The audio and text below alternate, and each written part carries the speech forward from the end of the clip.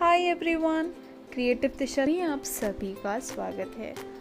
आज के इस वीडियो में हम बात करेंगे जनरल साइंस के कुछ शॉर्ट आंसर टाइप क्वेश्चंस की। ये क्वेश्चंस आपके साइंस के बेसिक कॉन्सेप्ट्स क्लियर करने के लिए काफ़ी इम्पोर्टेंट हैं।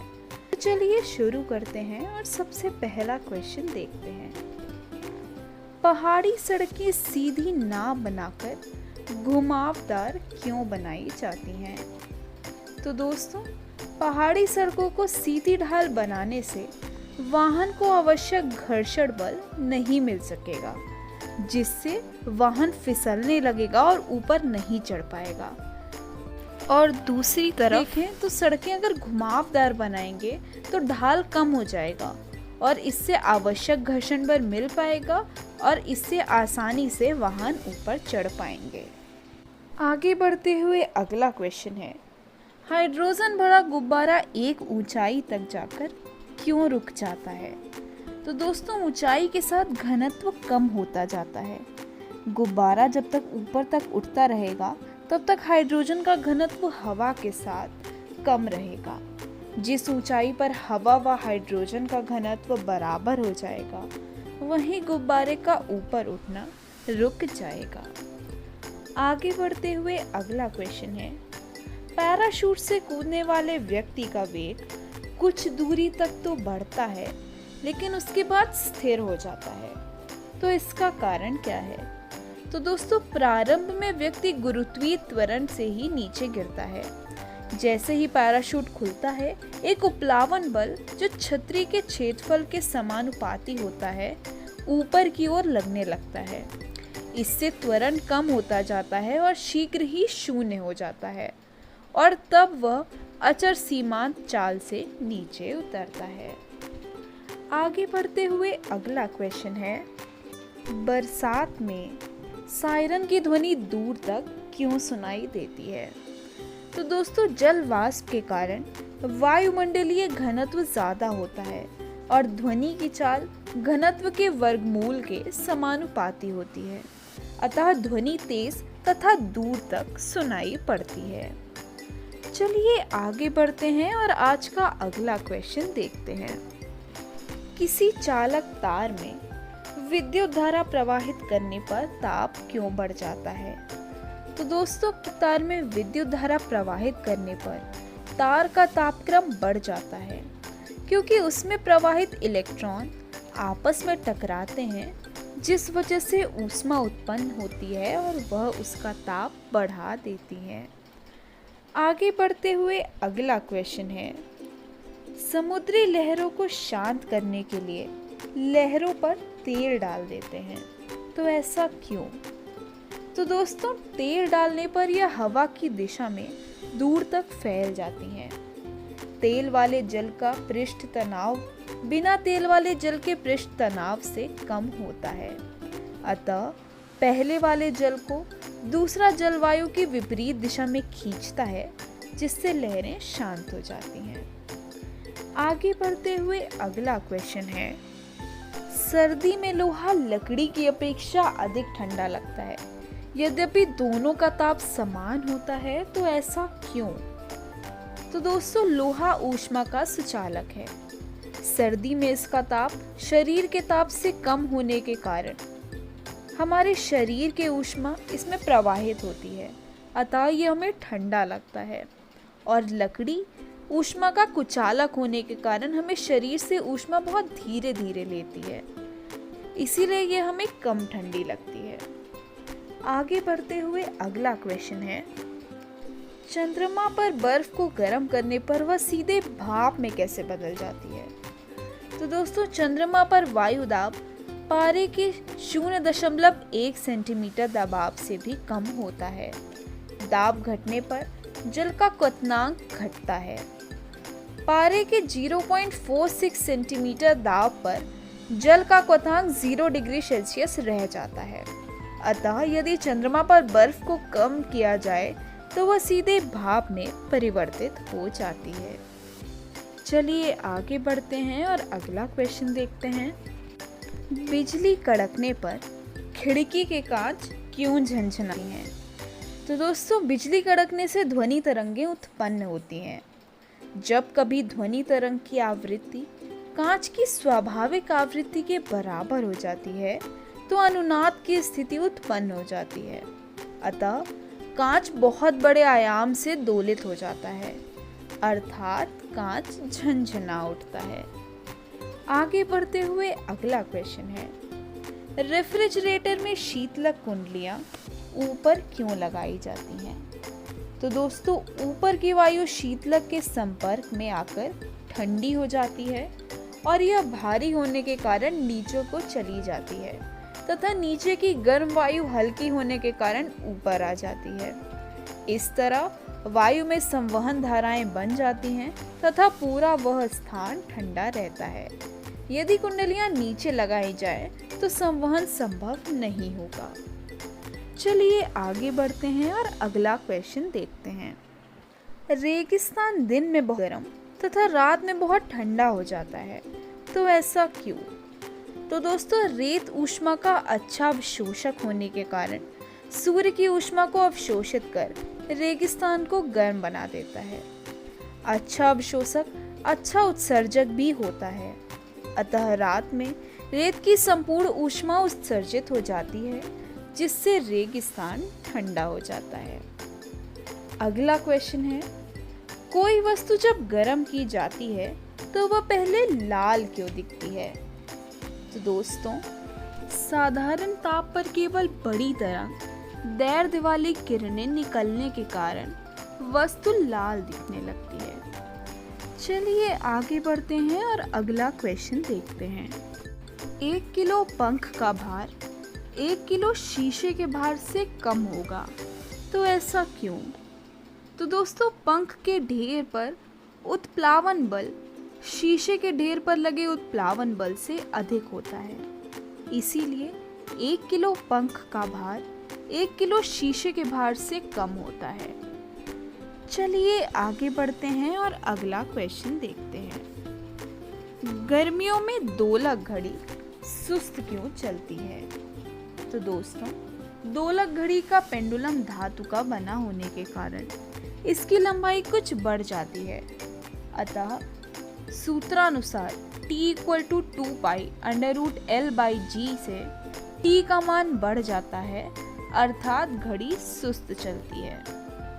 आगे बढ़ते हुए अगला क्वेश्चन है, जब कोई सेना किसी पुल को पार करती है तो सैनिक कदम मिलाकर क्यों नहीं चलते? तो दोस्तों, इसका कारण यह है कि यदि कभी सैनिकों के कदमों की आवृत्ति पुल की स्वाभाविक आवृत्ति के बराबर हो जाए तो पुल में बहुत बड़े आयाम से कंपन होने लगेंगे तथा टूटने का खतरा हो जाएगा। तो यही कारण है कि जब कोई सेना किसी पुल को पार करती है तो वे सैनिक कदम मिलाकर नहीं चलते हैं।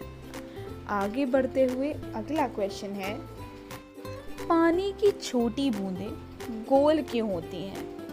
तो दोस्तों, द्रव की बूंद की आकृति 2 बलों पृष्ठ तनाव तथा गुरुत्व बल से निर्धारित होती हैं। बूंद वह आकृति धारण करती है जिसमें उसकी स्थितिज ऊर्जा न्यूनतम होती है।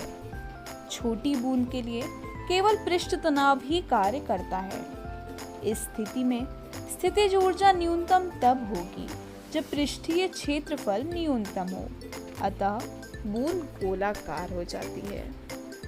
आगे बढ़ते हुए अगला क्वेश्चन है, चंद्रमा का आकार तारों से बहुत छोटा होता है, फिर भी यह बड़ा दिखाई पड़ता है, तो इसका कारण क्या है? तो दोस्तों, चंद्रमा तारों की अपेक्षा पृथ्वी से बहुत समीप है, अतः यह आँख पर बड़ा दर्शन कोण बनाता है। किसी वस्तु का दर्शन कोण जितना बड़ा होगा वो हमें उतनी ही बड़ी दिखाई देगी। चलिए आगे बढ़ते हैं और आज का अगला क्वेश्चन देखते हैं। अंतरिक्ष यात्री भारहीनता का अनुभव क्यों करते हैं? तो दोस्तों, अंतरिक्ष यान एक निश्चित कक्षा में घूमता है। इसके लिए आवश्यक अभिकेंद्र बल गुरुत्वाकर्षण बल से प्राप्त होता है, अतः पूरा यान लटका हुआ प्रतीत होता है। वस्तुतः यान की प्रत्येक वस्तु भारहीनता का अनुभव करती है। आगे बढ़ते हुए अगला क्वेश्चन है, एक साइकिल सवार वक्राकार पथ पर अंदर की ओर क्यों झुक जाता है? तो दोस्तों, एक साइकिल सवार वक्राकार पथ पर अंदर की ओर झुक जाता है क्योंकि वह इस क्रिया द्वारा आवश्यक अभिकेंद्र बल, जो वक्र के केंद्र की ओर दृष्टि होता है, उत्पन्न करता है, जो अपकेंद्र बल को संतुलित करता है, जिसकी दिशा केंद्र से बाहर की ओर होती है। इसीलिए वह अंदर की ओर झुक जाता है।